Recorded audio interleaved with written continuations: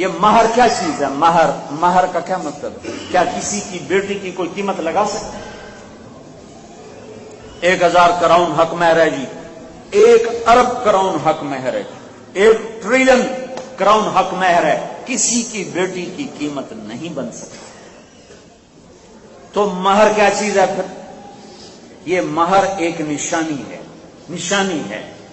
ہے کہ یہ بچی جو آج تیرے نکاح میں آ رہی ہے، مرتے دم تک تو نے اس پر خرچ کرنا ہے، یہ تیرے بچوں کے پالنے کے لیے تو اس پر خرچ کرے گا، تو اسے خرچہ گھر میں بٹھا کے دے گا۔ مہر ایک نشانی کے طور پر ہے۔ جب اماں حوا اور آدم کا اللہ نے نکاح پڑھایا، اللہ نے پہلے دن سے عورت کو معزز بنایا۔ آدم علیہ السلام کے لیے مٹی جمع کی، پانی ڈالا، گوندھا، پتلا بنایا اور ننگا چھوڑ دیا، اور 40 سال پڑا رہا پتلا، پھر روح ڈالی، پھر کپڑے پہنائے، پھر جنت میں داخل کیا۔ اگر اللہ چاہتا تو ایک ڈھیری اماں حوا کی بھی بنا دیتا، اس میں پانی ڈال گوندھ کے پتلا بنا کے چھوڑ دیتا۔ ننگا مجسمہ عورت کا یا مرد کا تو کوئی اس میں کشش نہیں ہے، تو فرشتوں کو کیا کشش ہونی تھی؟ وہ تو زندہ میں ان کو کوئی کشش نہیں ہے، تو اللہ تعالیٰ ایک پتلا حوا کا بنا دیتا، ایک آدم کا بنا دیا تھا۔ نہیں، عورت کے لیے مٹی نہیں کٹھی کی، پتلا نہیں بنایا، گوندا نہیں، چھوڑا نہیں، بلکہ آدم کو اکیلے جنت میں ڈال دیا اور انتظار کروایا، انتظار کروا کے قدر بٹھائی۔ انتظار کر کے چیز آئے نا قدر آتی، محنت سے پیسہ آئے تو قدر آتی۔ آگے اولاد کو مفت ملے تو وہ کہتے ہیں یہ گاڑی لینی ہے، وہ گاڑی لینی۔ قدر بٹھائی، کیا جنت میں ہے دل نہیں لگ رہا، جنت جیسی چیز میں بھی دل نہیں لگ رہا، تنہا۔ تو جب اللہ نے حوا کو پیدا فرمایا، آدم کو سلایا، فرشتوں کی آنکھوں پہ پردہ ڈالا، پتہ نہیں کیسے پیدا کیا، کوئی نہیں جانتا سوائے اللہ کی۔ لیکن جب آدم علیہ السلام کی آنکھ کھلی تو ایک خاتون مکمل فل ڈریس آپ کے پاس بیٹھی ہیں الٹی طرف۔ اتنا میرے نبی نے اشارتاً بتایا کہ دل کے نیچے جو پسلی ہے وہاں سے اللہ تعالیٰ نے حوا کو پیدا کیا۔ کیسے پیدا کیا اللہ کو معلوم ہے، یا تفسیر اللہ کے نبی کو معلوم ہوگی اور انہوں نے ہمیں نہیں بتائی ہے، لیکن فل ڈریس باپرد۔ آپ نے یوسف علیہ السلام کے بارے میں سنا ہے نا، دنیا کے سب سے حسین آدمی تھے، سنا ہے نا بھائی؟ یوسف علیہ السلام دنیا میں سب سے خوبصورت۔ ایک اور بتاؤں، حضرت حوا عورتوں میں سب سے حسین عورت گزری ہیں، ایسی حسین عورت قیامت تک نہیں آئی۔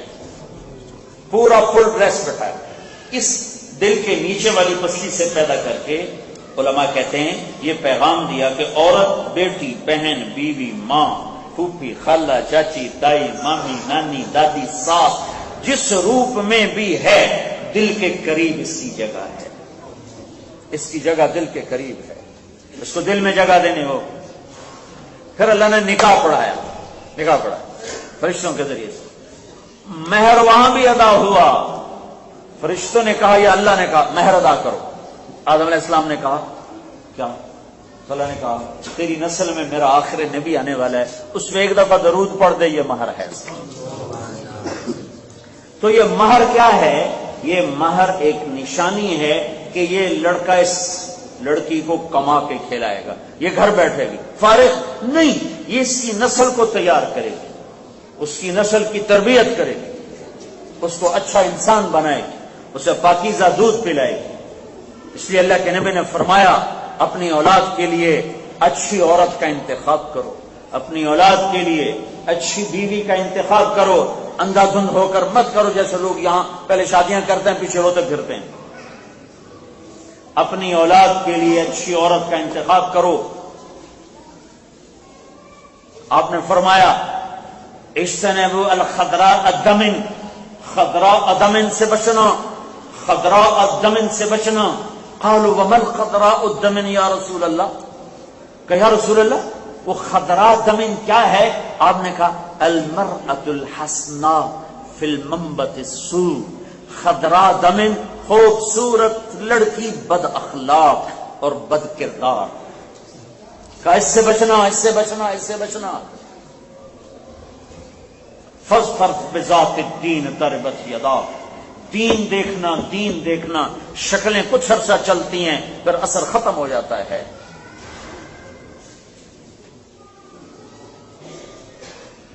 پہلے دن سے عزت بٹھائی، پہلے دن سے عزت بٹھائی۔ تو مہر اس لیے دیا رکھا ہے کہ میرے ذمے ہے اپنی بیوی کو لانا، اپنی بیوی کو کھلانا، میری بیوی کے ذمے ہے میرے بچوں کی تربیت کرنا، انہیں اچھا انسان بنانا، اچھا مسلمان بنانا۔ اس لیے آپ نے فرمایا سب سے بہترین لقمہ وہ ہے جو آدمی اپنے بیوی بچوں کو کھلاتا ہے۔ ایک روپے آدمی جہاد میں دیتا ہے، 1 روپے آدمی صدقہ کرتا ہے، 1 روپے آدمی خرچ کرتا ہے، 1 روپے آدمی بچوں کو دیتا ہے، یہ سب سے اجر والا وہ ہے جو بیوی بچوں کو دیا۔ اور سب سے بہترین مسلمان وہ ہے جو بیوی سے اچھا سلوک کرے، سب سے بہترین عورت وہ ہے جو خامد سے اچھا سلوک کرے۔ عورت اپنے خامد کا شام کو استقبال کرے تو اس کو اتنا اجر ملتا ہے جتنا اللہ کی راہ میں جہاد کرنے والا اس کے آدھے کے برابر اجر ملتا ہے۔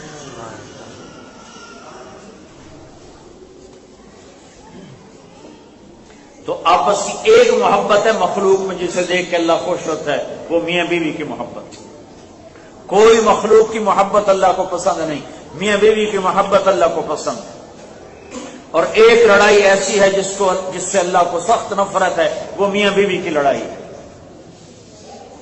اور ایک چیز اللہ کو انتہائی ناپسند ہے وہ طلاق ہے، اور ایک چیز شیطان کو انتہائی پسند ہے وہ طلاق ہے۔ ایک چیز اللہ کو انتہائی ناپسند ہے میاں بیوی کی لڑائی ہے، اور ایک چیز شیطان کو انتہائی پسند ہے وہ میاں بیوی کی لڑائی ہے۔ اور میاں بیوی لڑ کے صلح کر لیں تو اللہ اس پر اتنا راضی ہوتا ہے کہ ان کے پچھلے سارے گناہ معاف کر دیتے۔ اور مرد کی ذمہ داری عورت سے زیادہ ہے کہ چونکہ عورت کمزور ہے، مرد طاقتور ہے۔ اس لیے اللہ نے ہمیں کہا عاشرہن بالمعروف، اپنی بیویوں سے حسن سلوک رکھو۔ تمہیں عجب حدیث سناؤں، میں بھی پڑھ کے حیران ہوا تھا۔ سب سے پہلے گناہ اور نیکی کو جب تولا جائے گا تو پہلا عمل جو میرے ترازو میں رکھا جائے گا وہ نماز، روزہ، حج، زکوٰۃ، تبلیغ نہیں، سب سے پہلا میرا بیوی سے سلوک تولا جائے گا۔ اور میری بیوی کا جو سب سے پہلے عمل تولا جائے گا وہ خامن سے سلوک تولا جائے گا۔ اگر اچھا ہے تو نیکی میں، برا ہے تو گناہوں میں۔ یہ وہ اخلاق ہیں۔ میرے نبی نے فرمایا اچھے اخلاق کی کوئی شکل ہوتی، لو کان الرفق خلقا، لو کان الرفق خلقا لما رأى الناس خلقا اجمل منه۔ اگر اچھے اخلاق کی کوئی شکل ہوتی تو دنیا میں ایسی حسین شکل اور کوئی نہ ہوتی۔ لو کان العنف خلقا، لو کان العنف خلقا لما رأى الناس خلقا اقبح منه۔ بد اخلاقی کی کوئی شکل ہوتی تو اس سے زیادہ بدصورت اور کوئی شکل نہ ہوتی۔